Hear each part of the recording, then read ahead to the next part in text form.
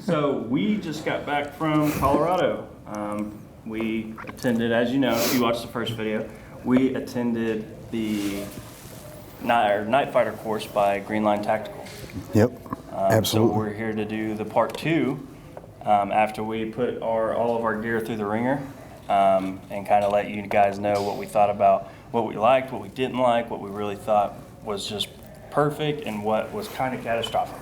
It's always important when you get done with something, go and do an honest assessment of where you're at, do a kind of a lessons learned, and figure out, hey, this was some really interesting stuff. There was a lot of people out there, a lot of diverse backgrounds. You had former mill guys, you had, we had some law enforcement officers in the class, we had a chiropractor out there.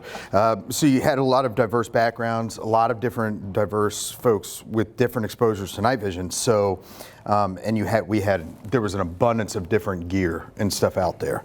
And so it gave, it gave us a chance to go and take and see a lot of stuff that we probably I hadn't even seen some of the things and some of the stuff that was out there. So even, with all of your military experience and mine and Parker's, like there was stuff we were flabbergasted. Yeah, like a lot of civilian products and other things. Stuff like that. I guess we'll start running through. We'll do it just like last time. We'll start with our helmet setups and what we like, what we didn't like, whatever the case may be. So as you saw in the first video, I'm just running the normal Ops Core ballistic with the TMVC Mohawk and the RMBGs. I was blown away, honestly. This setup, I didn't have any issues with my setup whatsoever. I did have to, I realized that tightening down this nerd, it's just a lanyard system, kind of putting more tension on that actually assisted in like throwing my nods up or keeping them really secure and still. And from bouncing around, yep.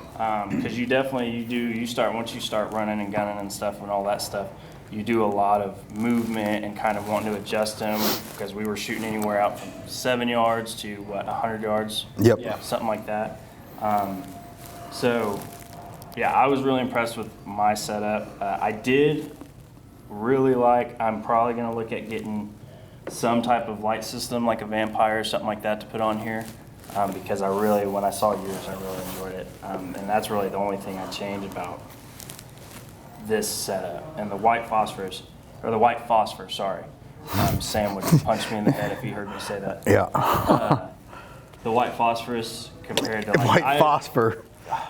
Yeah, we do it all the time. It's not. Yeah, I know. It's great. White phosphor. I'd only had real experience with obviously green. Green, military. Yep, a lot of our 14s or the short time I got to use 31s.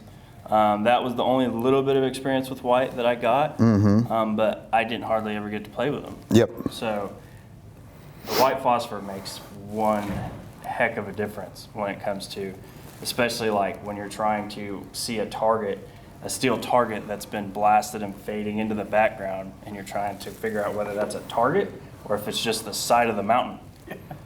So we saw several people struggle with that too. Yeah, I was blown away. I loved my setup. The only change I would really make is maybe adding a light to my helmet. Mm-hmm. What do you think about yours? Going into it, I went in and said, okay, well, what can I dump? What do I not need? Because this was really built based off of stuff I've done in the past in the military, and there was a reason for it at the time, but now, how much of that are you really going to do?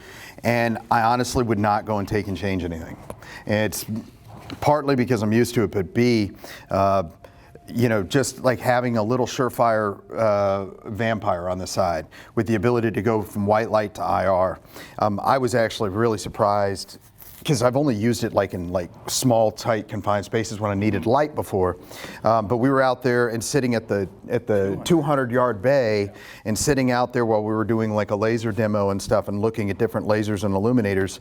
I just sat there just to see. I just sat there and just clicked this on the back of my helmet and just clicked it on real quick and just stared down range, and everybody turns and looks what the. Me and Parker literally looked at what the heck, and it was, you could see all the steel at 200 200 yards, illuminated with a nice glow to it. I mean, it wasn't like a refined like illuminator, but it put this nice glow all the way down the bay. And it was on a night where we had plenty of moon illume because we just came out and it was pretty close to a full moon. So ultimately, I mean, this is a really nice piece to have when you need that IR and you're in a really bad situation. And then, you know, the Princeton Tech light on the side is really nice in the sense that, you know, there was a couple times like just loading magazines. I could throw my nods up real quick and just go and take and click the red on real quick. And I was down there easy to see, looking out and just click, click, click, click, load mags real fast and little things that I had to do up close. So all in all, not too bad. The strobe is completely unnecessary, obviously, for most people, unless you're working doing like teamwork, like with a bunch of other people, or you're out like driving like pigs or something like that, hunting, and we need to make sure we know where you're at. Most of the time, the nods, the strobes really are kind of necessary. So if anything, I'd probably say, Sam definitely made sure to reinforce that. Yeah, dump the strobe. Other than that, helmet worked great. One interesting piece. So this is an OpsCore Ballistic SF out here, and it has the worm dial system in it. And no one had ever seen it before, but I was tightening it down. Of course, I had Ear Pro underneath the band, and it popped and it would not tighten. Yeah, you just lost tension out of it. Yeah, it wouldn't work. And so what I ended up doing yesterday was I pulled apart the mechanism in there, unscrewed it all, went in, and had to reset everything back into the tracks, and then now it's working again. So no one had ever done that before, so I successfully did something, no rock break. I did it, so. I mean, you're a pioneer. Hey, yep, setting a trend. And then I ran my OpsCore bump helmet the entire time, and it was light. I could definitely feel there's a little bit more weight. Our MDGs were definitely pulling it forward a little bit, but other than that, it was comfortable. And I wouldn't change up a whole lot about that, other than maybe having an external light. That'd be kind of nice. But even then, didn't really need it. Yeah, I did not, not tense, prepping with wearing the helmet a ton of time before you go. We were out there under nods with helmets on for 6-7 straight hours at least each night when we were out there shooting. At least. And that was one thing that I didn't have a whole lot of neck tension. I didn't have a whole lot of problems here. I didn't have a headache. I didn't have any of the things that are normal wearing helmets, especially ballistic helmets and stuff out there. That's just how far these have come from what I grew up with. My old Mitch, my old ACH. Yeah. It's just amazing the helmet technology and where it's come from, where it's gone to now. So next up, rifles. One thing I would add is Sam Houston out there had one of the things that we always advocate is to have eye pro on all the time, eye protection. You need it when you're shooting. And so we were, real sticklers, like in terms of Nazis, for making sure to have at least, clear night vision.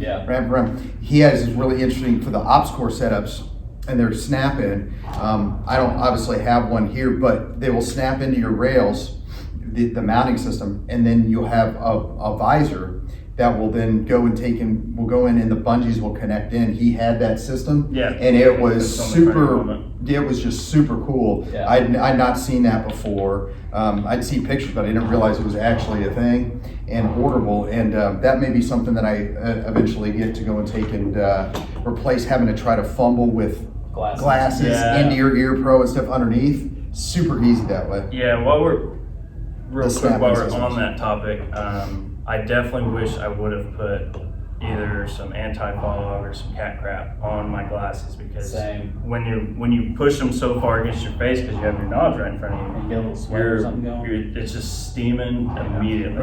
And we got rained on, so that moisture and everything out there evaporated so quickly, it made everything fog up a little bit.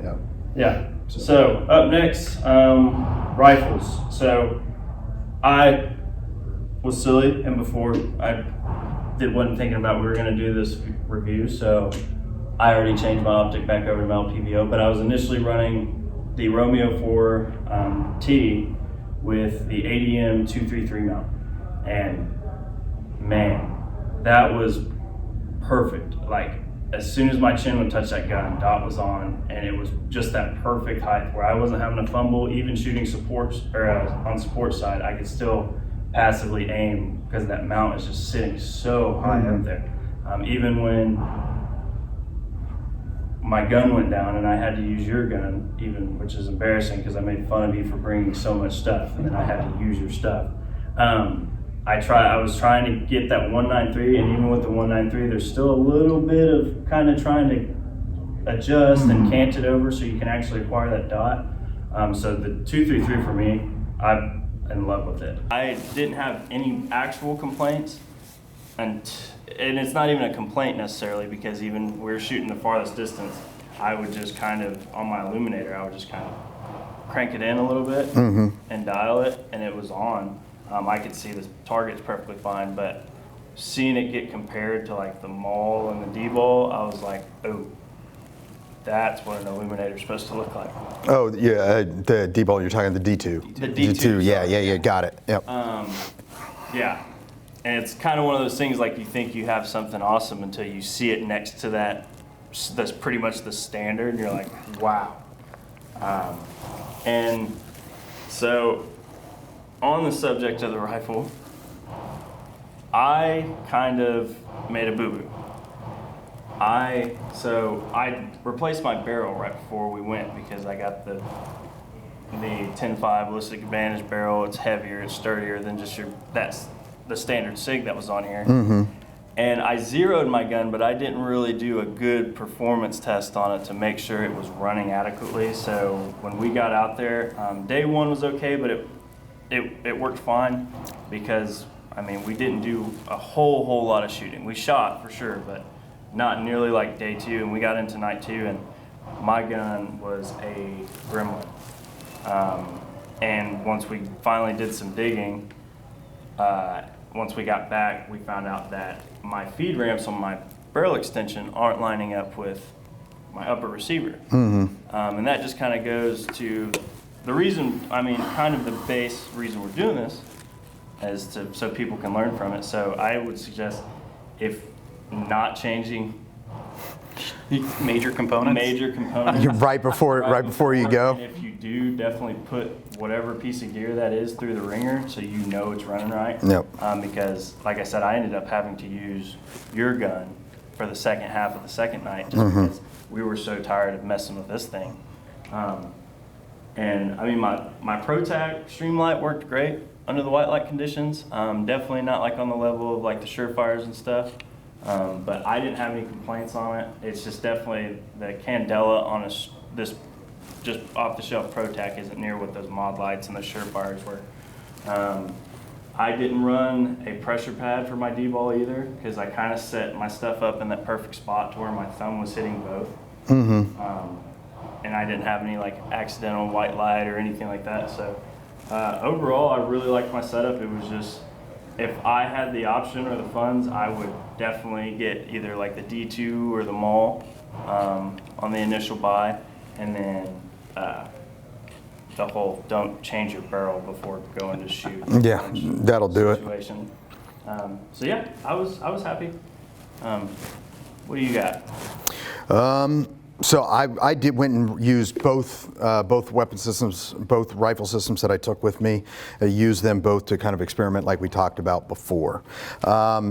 The very first night, on most of the flat range work and just basic stuff, I used a basic 10.5-inch SBR that I had with a silencer and stuff on it.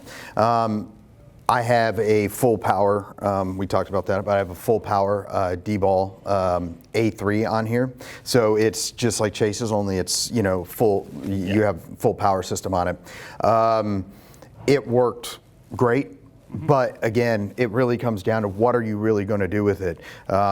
Ultimately, yes, it gives me an advantage at like 300 yards. I can still get solid illumination, but from a laser perspective, there's no reason to run a 50 milliwatt laser, right? Because everybody kind of, one thing that was very interesting out of this when you saw it, we line up all the different lasers. And the truth is, the more powerful illuminators are what you really want to see into those negative photonic barriers, to go and see into those areas without light, to light them up, to illuminate them, to see targets, see risk. right? But the lasers themselves, you don't need a super powerful laser to go and take in. It's not like you're trying to laser target from orbit for an airstrike, right? So ultimately, the 0.7 milliwatt like civilian lasers that everybody had, we were up against, I mean, there was 600, 700, 800 yards, that laser was still clear, moving around off the side of a mountain when we were looking at some of the distance. So what advantage does it really give? I don't know, because I looked at your illuminator on his with a a civilian power, and solidly lighting up targets at 200 yards, which is pretty much max PID range with a standard 1X goggle anyway. You're not going to really be able to see or identify a target much beyond that or shoot at it. So ultimately, is it something you absolutely have to have a full power unit or something? I still will leave it up to you, but I say you can get by with an A3 or a D2 and be just fine. So, but the gun itself worked great. I have a 193 mount on here, so shooting passively was fine. And then we did a lot of we did white light work as well too, and my tape switch system, the way it kind of worked, everything worked great. So this gun is really, I mean, it's a gem. Everybody's got their go-to, and no matter what, this gun will always be there for me. I take care of it, and it's work. It's a great gun. Attest that it runs well. Yeah, you grabbed it out of nowhere, and then finished out of almost 20 shooters. You finished like third or fourth out of during one of the shoots. Pretty much went out. Yeah, 3, 4. You guys both went out. Yep. But and then the hosts, they did great. They finished 1 and 2. But ultimately, you guys did really great in that competition. You were shooting, and you were using this, and you never used it before, so it worked. Yeah, that's the most impressive thing. Yeah. The big one that I wanted to try was, everybody, when we're talking low power variable optics, right? Which are all the rage for most people, and there's a reason why. They're great. The military's going to them in lieu of like ACOGs and a lot of stuff. You have the ability to go out and up your magnification and be able to ID targets and shoot at distance. At the same time, you can run them pretty solid up close. The truth is, there is yet to be one that I've found, that anybody's found, whether it's the SIG or the Vortex, the 1 to 10s, the 1 to 6, any of them, that are great with night vision. And that's because the eye relief structure, you have to go and have pretty solid or close eye relief in most of them. You don't have a lot of leeway. So when you have the nods on in front of you and you're having to stay back, it's not, ultimately your eyes, you're not being able to use it. And although this has like, night vision settings on the SIG, it still was not super usable. So that's why I mounted an RMR on the top. The RMR, we got moisture in there and dirt and stuff, and that obscuration, while you can still see it during daylight, it made it harder at nods because it amplified the dispersed on the lens, making me just have this big, squared, glowed, weird deal until I would have to clean it out each time. Yeah. Ultimately, at the end, learn a good lesson that for most of this stuff, I don't need a low-powered variable for night vision stuff. So this is great for like a DMR gun or an everyday duty gun and stuff like that for most of those conditions and where you're using just heavy white light. But under nods, shooting it passively is not something I would recommend as a first go-to for you at home. A good solid little red dot, something along those lines, work a lot better for most people. What I was incredibly impressed with was we had a mixture of full power mauls from B.E. Myers, and then I have a maul C1 Plus, the civilian version. And this thing, I mean, they're almost $3,000. I mean, let's be honest, right? How many people are going to dump $3,000 into a laser? You'd be surprised because they're out of stock every single time anybody gets one in. They put an announcement out and then they're gone, right? But there's a reason why they're $3,000, and there's a reason why you can never get one and why they're always out of stock. These things, from an ergonomic standpoint, from a function standpoint, what they do, this is the best laser system that I've ever used in 20 plus years in the United States military, starting with PEC 2s and PAC 4s way back in the day, all the way moving forward to stuff that we've got now. LAU 5, LA 5, ultra high powers and stuff that I've seen. This thing, pound for pound, is the best laser system that you can buy, without a doubt, from a civilian side. But I mean, the one struggle you got is, again, it's a $3,000 accessory for your weapon system. If you're really working hard with nods at night, you're really using it, okay. But if not, there are other better values. But man, I'll tell you what, this thing was worth every penny to me. Oh yeah. So it was worth it. So anyway, that was a solid lesson learned. And hey, that was a good piece of kit. I mean, there's a reason why you have them. There's a reason why they're so popular. Yeah, thing's pretty amazing. So I learned quite a bit on this setup with the MCX, and the gun itself shot like a champ. It was great. Shot it both suppressed and unsuppressed, and the MCX is one of the softest shooting, best 5.56 platforms you can possibly buy. It's, again, not cheap, but man, they're amazing guns. So. And then I was running my trusty lightweight that I've had for years with a D2 on the front. And short of the mall, I would say the D2 had the best illuminator out there. Oh yeah. Dude, it was, when tightened down and focused at 200 yards, everybody was like, what is that? And it's just, the LED emitter is so clean with lack of artifacts, because it's not your normal edge emitting laser diode, right? Your EELs, right? Your edge emitting lasers, old technology that get a lot of disruption and stuff in there, especially when they're refracted and go in to create that illuminator bubble. You don't have that with the LEDs. They're so clean, they're so crisp. I was easily seeing that steel even after it was all shot to crap, and you could barely tell that it was steel and not the mountainside. I was still getting solid hits with it. I ended up shooting passively a lot with this, using a ADM lower 1/3 co-witness with a aimpoint PRO. I wasn't having any problems getting right behind that optic with my nods and seeing the dot and just putting the thing on the thing. It was easy. You just orient and just tilt the gun a little bit more, and then it's right there, and you don't have to worry about it. Straight up. Yep. And then used the Streamlight ProTac as a white light. Worked great.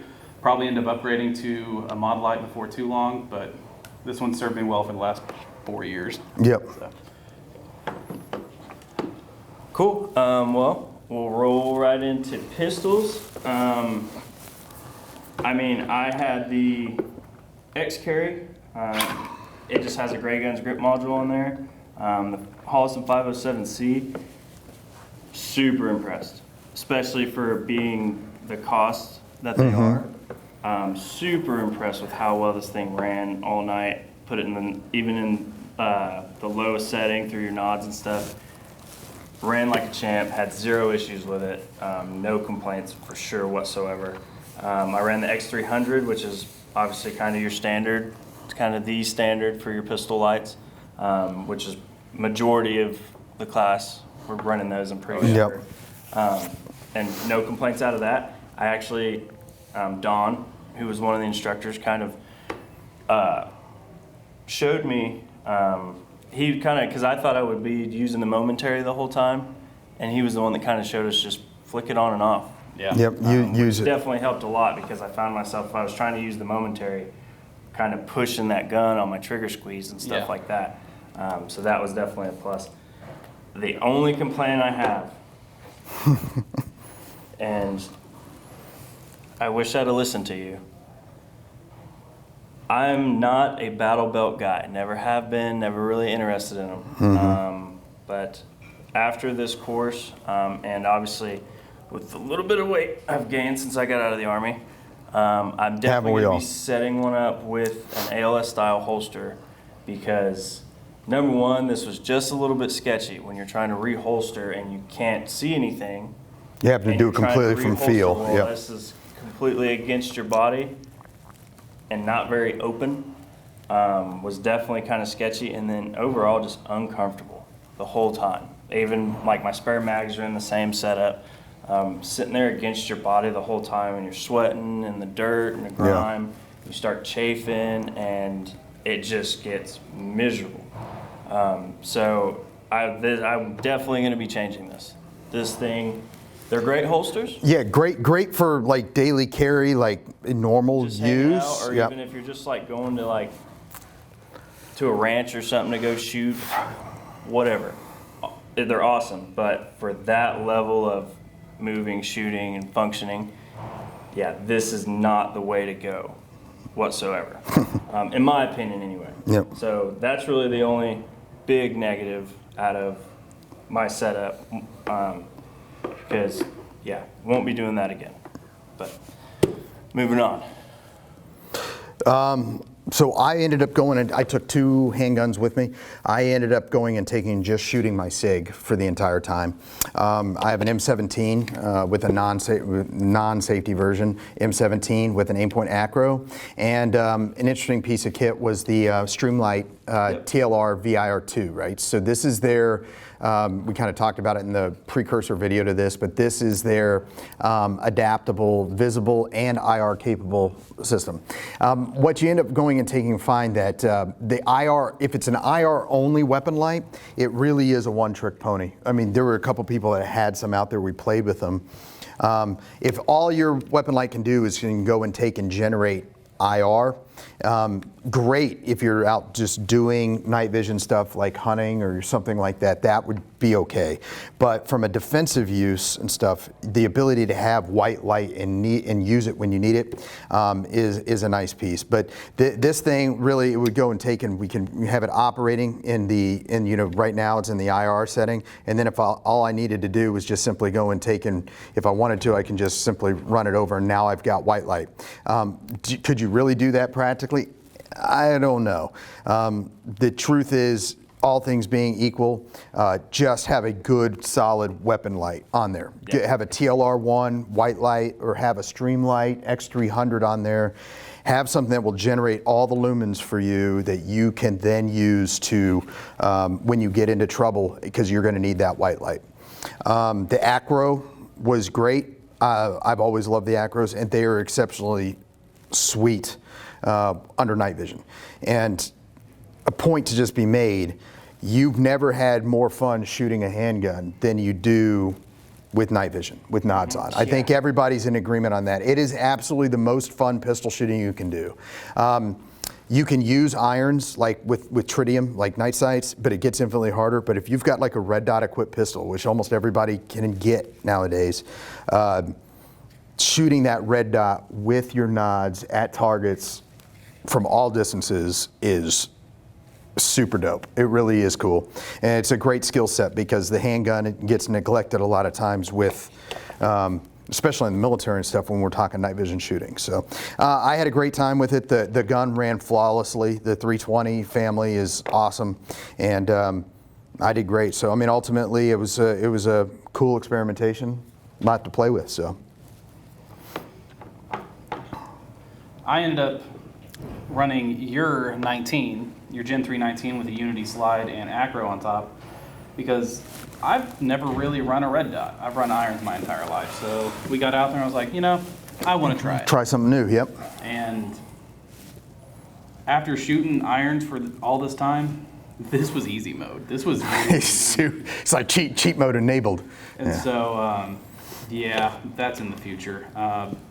Need to upgrade to a larger pistol, because 19s eat my hands alive. But, yeah, it's crazy. Other than that, no complaints. The X300 worked great on it, just like the one I have set up on my 19. Yep. And no complaints at all. Ran like a dream.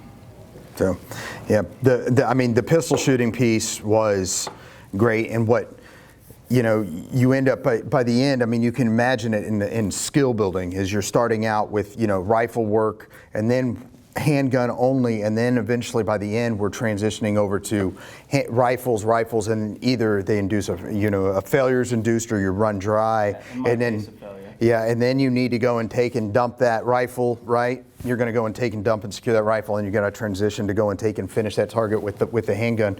And man, I'll tell you what, the interesting part about it at night is you can't see everything. So you're having to do everything by feel, including reholstering and drawing, and then, you know, reloading.